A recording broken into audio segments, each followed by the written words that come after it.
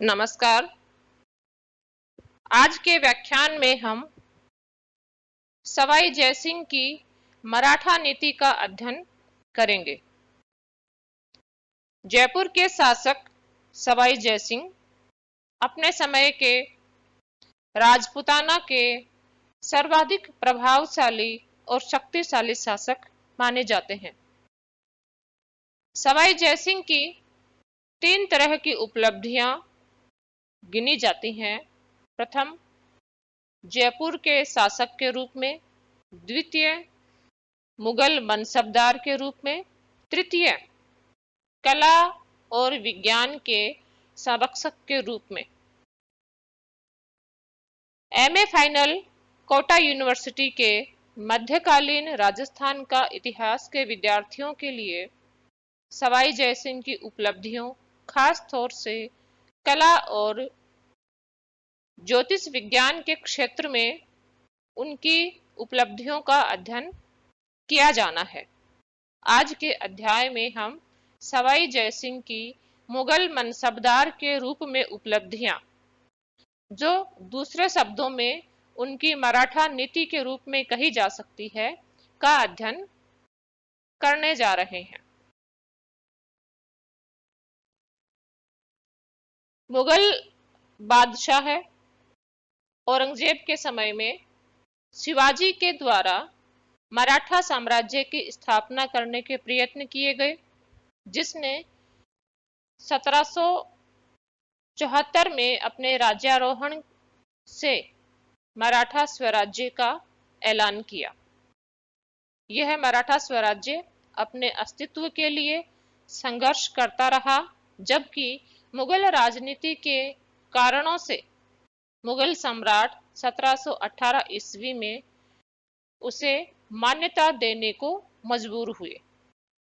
यह मान्यता 2 प्रकार की थी, यानी इस मान्यता के 2 मूल तत्व थे। एक मूल तत्व मराठा स्वराज्य के स्वतंत्र शासक के रूप में मराठों को मान्यता देना। द्वितीय, दक्षिण भारत के 6 मुगल सूबों से उन्हें चौथ और सरदेशमुखी वसूल करने का अधिकार देना। इस समझौते ने मराठा और मुगल सम्राट दोनों को प्रभावित किया। चौथ और सरदेशमुखी वसूल करने का अधिकार देकर मराठा स्वराज्य से इतर क्षेत्रों में उनके अधिकार को मान्यता दे दी गई, जिसका खामियाजा मुगल सम्राट को उस समय भुगतना पड़ा, जबकि बाजीराव प्रथम के समय में मराठों ने उत्तर भारत की तरफ प्रसार करना प्रारंभ किया। बाजीराव प्रथम के समय में मराठे मालवा, गुजरात और बुंदेलखंड में चौथ और सरदेशमुखी वसूल करने को मान्यता दिलाने के लिए मुगल सम्राट से संघर्ष करते रहे। वे मुगल सम्राट के अधीन मालवा का सूबेदार बनना चाहते थे। मुगल सम्राट इस विस्तार को सहन करने के लिए तैयार नहीं थे, लेकिन मराठों की शक्ति के आगे विवश भी थे। यह व्यवस्था इस कारण से और अधिक बढ़ गई थी कि मुगल सम्राट और मुगल साम्राज्य अपनी आंतरिक दलबंदी में इस प्रकार फंसा हुआ था कि वह कोई ठोस निर्णय करने और सख्ती से किसी निर्णय को अंजाम तक पहुंचाने की स्थिति में नहीं था। मराठों के साथ भी यह तथ्य लागू होता था। मुगल दरबार के गुटों में एक गुट मराठों के अस्तित्व को स्वीकार करना नहीं चाहता था। वह उन्हें सख्ती से दबा देना चाहता था और ऐसा करने में सफलता की उम्मीद भी करता था। इसमें निजामुल मुल्क आसफ जहां और बाकी दूसरे सरदार जैसे सादत खान, अभय सिंह आदि थे। दूसरा एक गुट, जिसमें जयपुर के महाराजा सवाई जयसिंह प्रमुख थे, मुगल बादशाहों की अंतर्गत मराठों के साथ एक सम्मानपूर्ण समझौता करके मराठों को संतुष्ट करके मुगल साम्राज्य में शांति की स्थापना करना चाहता था। मराठे उत्तर भारत की तरफ शक्तिशाली अभियान करते रहे। मुगल दरबार में मुगल बादशाह अलग अलग दलों के प्रभाव के कारण कभी उन्हें सख्ती से दबाने की कोशिश करते, कभी उनके साथ समझौता करने की कोशिश करते।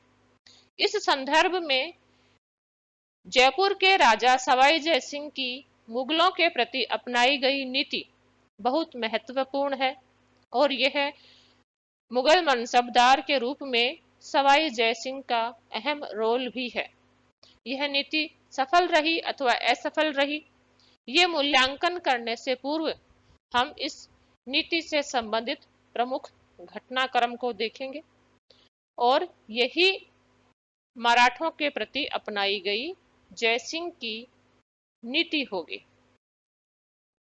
जयसिंह 1699 ईस्वी में 11 वर्ष की उम्र में जयपुर के शासक बने। शासक बनने के समय इन्हें 1500 जात और 1000 सवार का मनसब दिया गया। बहुत छोटे बालक के रूप में ही शासक बनने से पहले ही औरंगजेब ने इन्हें दक्षिण में अभियानों में लगा दिया था। शासक बनने के पश्चात ये पुनः दक्षिण के अभियानों में सेवाएं देने के लिए चले गए, लेकिन जो प्रभावशाली सेवाएं इन्होंने दक्षिण के अभियानों में मुगल सम्राट की उसके कारण उन्हें 1705 ईस्वी में मालवा का नायब सूबेदार बनाया गया और वह 1707 ईस्वी तक मालवा के नायब सूबेदार बने रहे। औरंगजेब की मृत्यु के पश्चात आजम और मुअज्जम के मध्य उत्तराधिकार के लिए संघर्ष हुआ। दक्षिण भारत की तरफ होने के कारण सवाई जयसिंह ने आजम का पक्ष लिया, लेकिन राजकुमार मुअज्जम बहादुर शाह प्रथम के रूप में मुगल सम्राट बनने में कामयाब रहे। इसलिए सवाई जयसिंह को आजम का पक्षधर होने के कारण बहादुर शाह प्रथम की नाराजगी झेलनी पड़ी और आमेर को खालसा कर लिया गया। सवाई जयसिंह ने जोधपुर के शासक अजित सिंह और मेवाड़ के शासक अमर सिंह द्वितीय की मित्रता से अभियान करके अपने राज्य को पुनः प्राप्त किया। बहादुर शाह अपने साम्राज्य की दूसरी समस्याओं में उलझ जाने के कारण 11 जून 1710 को आमेर के शासक के रूप में सवाई जयसिंह को मान्यता देने के लिए बाध्य हो गया। इस प्रकार सवाई जयसिंह ने अपना राज्य तो प्राप्त कर लिया, लेकिन मुगल मनसबदार के रूप में अभी उनकी भूमिका तय नहीं हुई थी, जो मुगल सम्राट जहांदार शाह के समय में तब स्पष्ट हुई जबकि जहांदार शाह ने उन्हें 7000 सवार 7000 जात का मनसब देने के साथ साथ अक्टूबर 1713 ईस्वी में मालवा का सूबेदार बनाया और इस तरह मालवा के सूबेदार के रूप में सवाई जयसिंह की प्रथम पारी का सूत्रपात हुआ।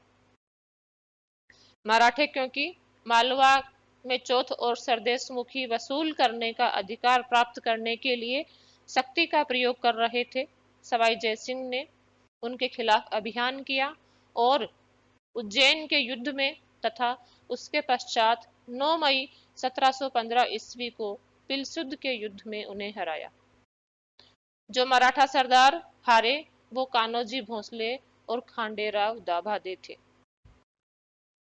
सवाई जयसिंह की इस विजय को मुगल सम्राट ने बहुत बड़ी उपलब्धि माना। इसे औरंगजेब की विजयों के पश्चात मुगल बादशाहों की बड़ी विजय के रूप में देखा गया। इससे सवाई जयसिंह की प्रतिष्ठा बढ़ी, मुगल दरबार में उसका कद बढ़ा।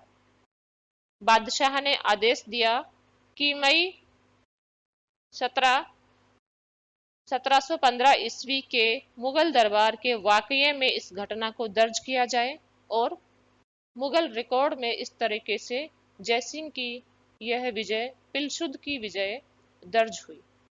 इस प्रकार अपने प्रथम काल में सवाई जयसिंह मराठों के खिलाफ सैनिक सफलता प्राप्त करने में सफल हुए, लेकिन ये सफलताएं मराठों की शक्ति के आगे अधिक लंबे समय तक नहीं चल सकी। दूसरे मुगल मनसबदार बने कालांतर में, जो कि मराठों के खिलाफ अधिक सफलताएं नहीं प्राप्त कर सके।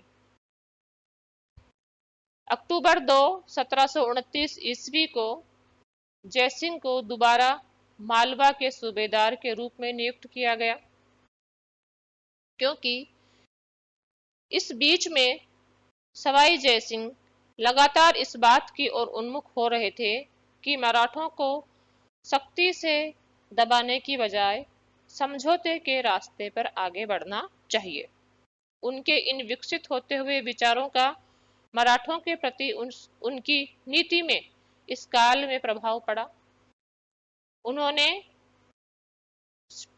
छत्रपति साहू को एक समझौते की पेशकश की 1730 ईस्वी में, जिसमें उन्हें यह प्रस्ताव रखा गया कि उनके दत्तक पुत्र कुशल सिंह को मालवा की चौथ और सरदेश मुखी के बदले में मालवा में 10 लाख की जागीर दे दी जाएगी, अगर मराठे उसके पश्चात मुगल बादशाह के क्षेत्रों में धावे ना मारे। और यह भी प्रस्ताव रखा कि इस समझौते को वह मुगल सम्राट से अप्रूव कराएंगे, मान्यता प्राप्त करवाएंगे। लेकिन ना तो मुगल बादशाह के दरबार में और न ही छत्रपति साहू के द्वारा इस समझौते को स्वीकृति दी गई, और मराठों को सख्ती से दबाने वाला गुट के विरोध के कारण सवाई जयसिंह को सितंबर 30 1730 ईस्वी में पुनः मालवा की सूबेदारी से हटा दिया गया। फिर मुगल बादशाह के मनसबदारों के अंतर्गत मराठों के खिलाफ अभियान किए गए। इसमें निजामुल मुल्क आसफ जहां मोहम्मद बंगस की पराजय मराठों के हाथों मालवा में जो हुई वो खास महत्व रखती हैं। मात खाकर सवाई जयसिंह को पुनः तीसरी बार दिसंबर 1731 ईस्वी में मालवा का सूबेदार बनाया गया। उसकी सैनिक शक्ति बढ़ाने और नौसेना की टुकड़ी खड़ी करने के लिए उसे 20 लाख रुपया एडवांस में 20 लाख रुपया एडवांस दिया गया। यह सवाई जयसिंह मंदसौर के युद्ध में 1733 ईस्वी में मराठों से बुरी तरह परास्त हो गया। विवश होकर उसे 6 लाख रुपया कैश और चौथ और सरदेश मुखी के बदले में मालवा के 28 परगने मराठों को सौंप देने का पर सहमत होना पड़ा। उसे सैनिक सहायता भी भेजी गई खाने दौरान के अंतर्गत, लेकिन दोनों की सेनाएं पुनः हार गई और मराठों को 22 लाख रुपए देने पड़े। इस तरह से मराठों के खिलाफ कोई सैनिक सफलताएं मुगल बादशाह के मनसबदार, चाहे वह सवाई जयसिंह हो या अन्य मनसबदार, प्राप्त नहीं कर सके। लेकिन सवाई जयसिंह का यह रुख रहा कि मराठों के साथ एक समझौता किया जाए। यद्यपि मुगल बादशाह के आदेशानुसार उन्हें मराठों के खिलाफ अभियान करने पड़ रहे थे और विरोधी गुट के दबाव के कारण उन्हें बार बार मालवा की सूबेदारी से हटाया जाता था, फिर भी एक प्रवृत्ति मुगल दरबार में यह विकसित होने लगी कि मराठों के साथ किसी न किसी प्रकार के समझौते पर उन्हें आना ही होगा। सवाई जयसिंह ने 1707 ईस्वी में जब अपना राज्य खोया था तो सहायता प्राप्त करने के लिए छत्रपति साहू से भी पत्र व्यवहार किया था। इस प्रकार मराठों के लिए उनके हृदय में एक सद्भावना थी। पेशवा बाजीराव प्रथम के साथ उनके मित्रतापूर्ण संबंध थे। उन्होंने बाजीराव को जयपुर आमंत्रित किया था। बाजीराव प्रथम की माता राधाबाई गलता स्नान करके गई थी।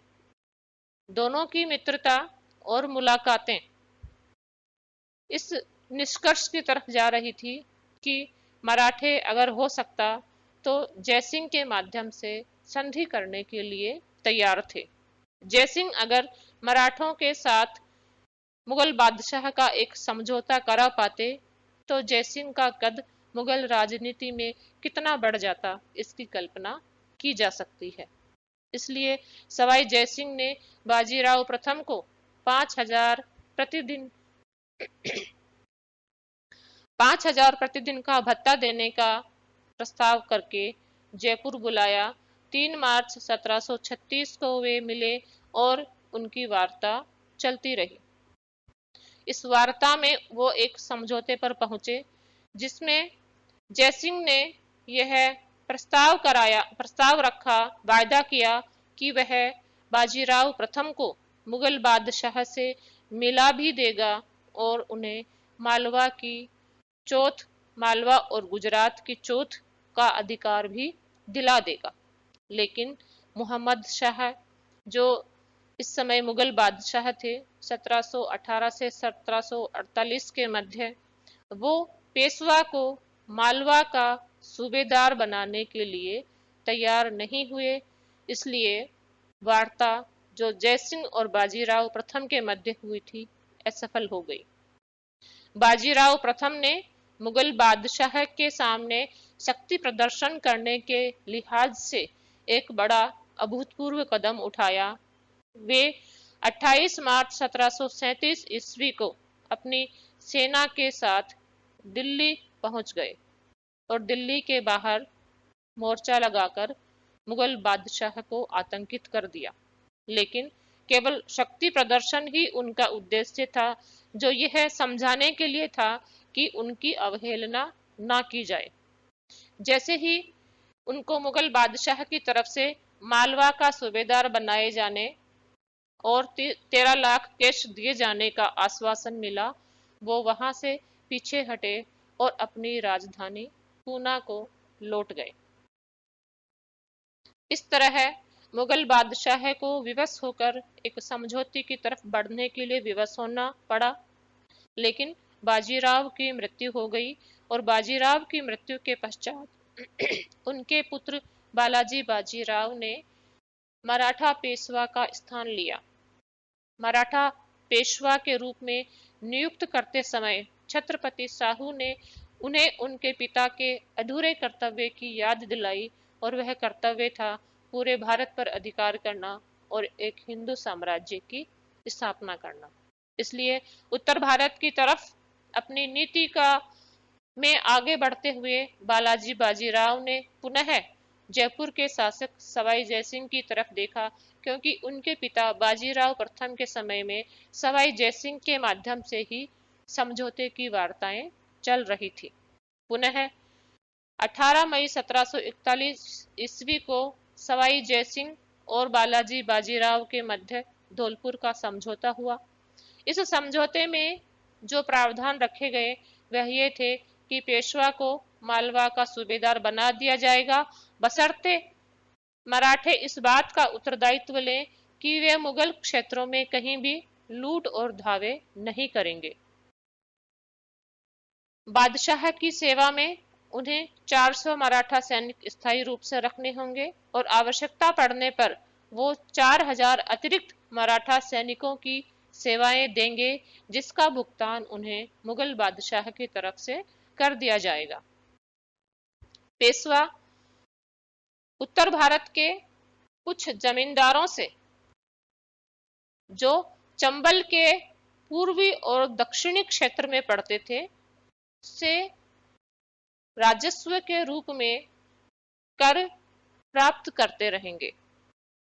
पेशवा लिखित रूप में यह पेश करेगा कि वह मुगल बादशाह के प्रति स्वामी भक्त रहेगा और आगे कोई और डिमांड नहीं रखेगा।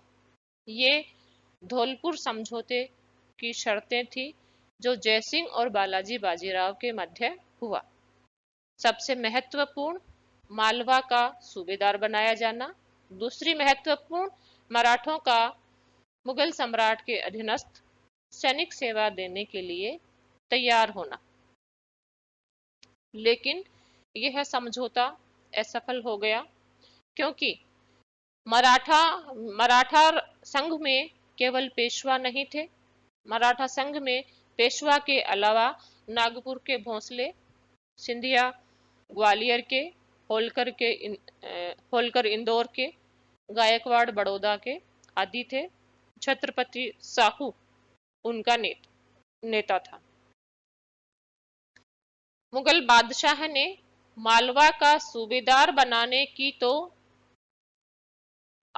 का फरमान 4 जुलाई 1741 को जारी कर दिया, लेकिन आगे होने वाले डेवलपमेंट्स के कारण, परिस्थितियों के बदलाव के कारण यह समझौता असफल हो गया, क्योंकि भोंसले ने ऐतराज किया कि मराठा क्षेत्र मुगल बादशाह के क्षेत्रों में लूट मार न करने की गारंटी देने का तात्पर्य यह है कि भोंसले जो कि नागपुर के हैं, पूर्वी भारत में उनकी प्रगति रुक जाएगी।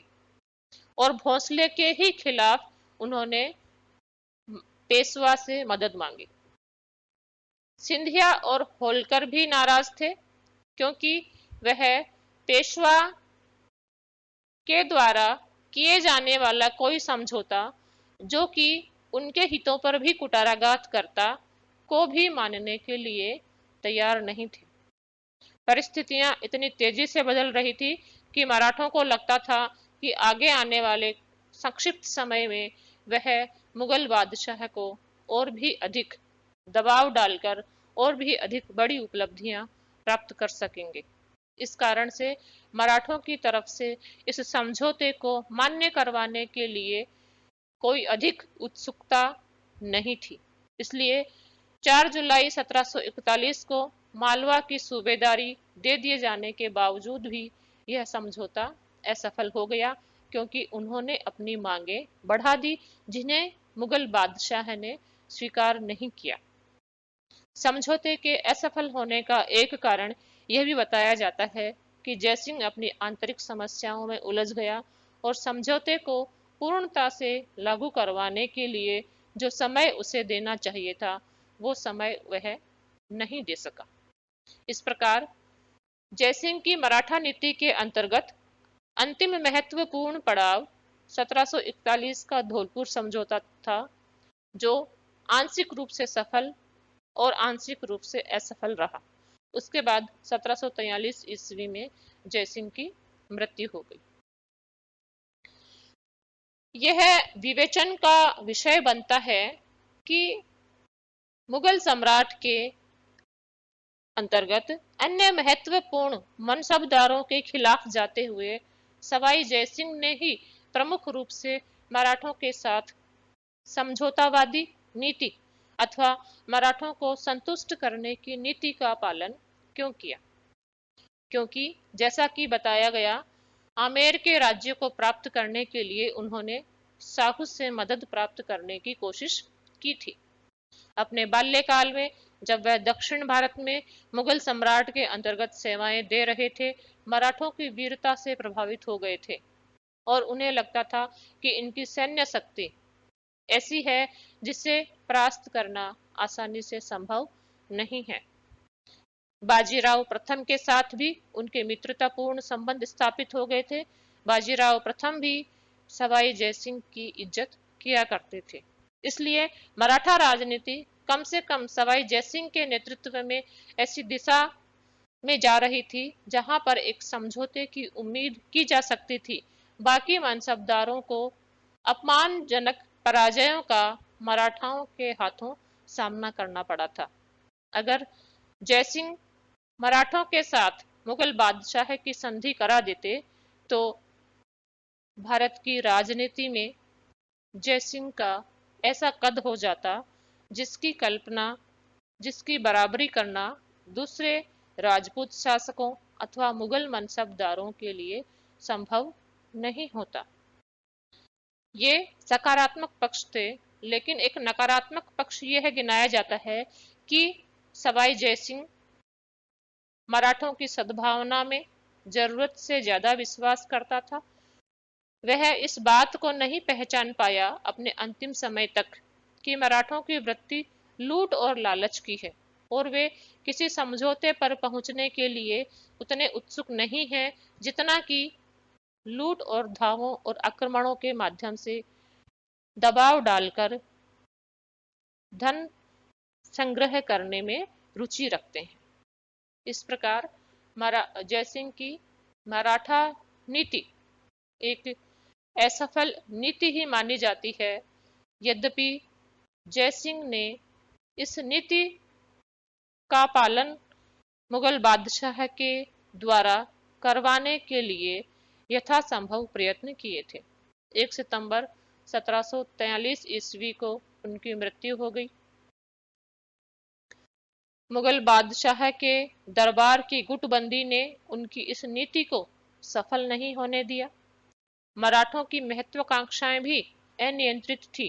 लूट ही उनके राजस्व का मुख्य साधन था और बना रहा।